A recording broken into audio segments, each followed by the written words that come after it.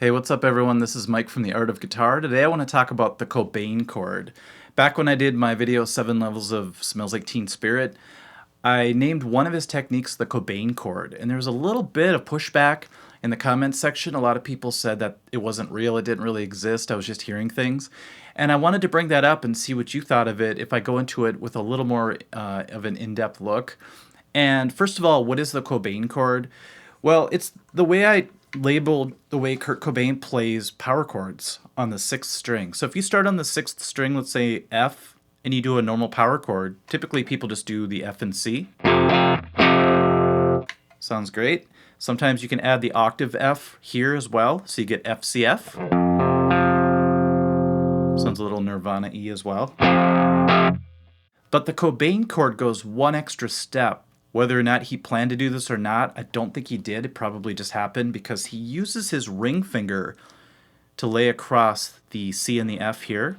And then the bottom of his ring finger touches the 3rd string, 3rd fret here, in this case playing B flat.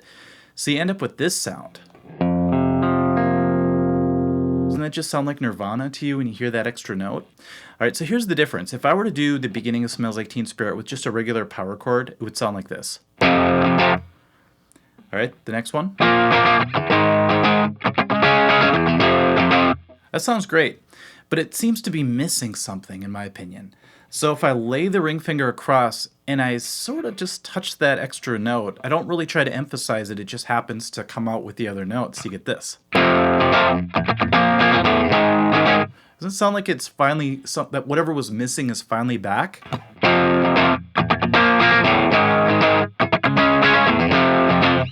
And it's not always there consistently, like I said. Sometimes it's there just a little bit, sometimes it's not there at all, but it seems to come and go. It's like sprinkled throughout his albums, or their albums, I should say. So really listen to Nevermind all the way through, and you'll just hear this sound keep coming back. To me, that's the sound of it. Another really obvious place you hear this is in Polly when he starts to do the open E power chord. Because it's this, once again barring across, there it is at the end. Very subtle there, isn't it?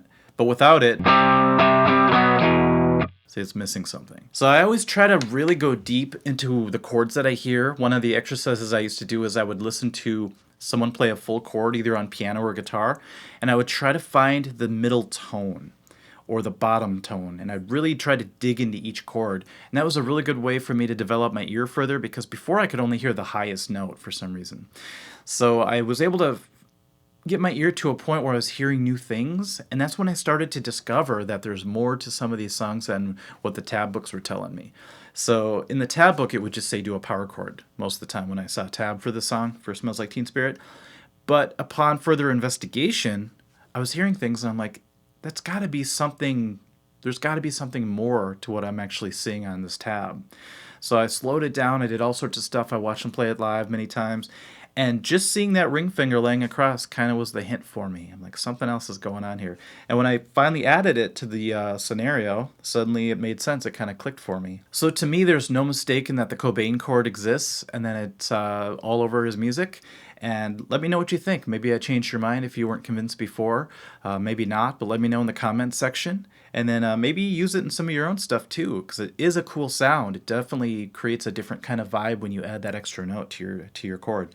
So remember, you're adding a 4th interval to your power chord. So if you want to be a little more technical about it. All right, guys, thanks for watching, and we'll catch you at the next lesson. Bye-bye.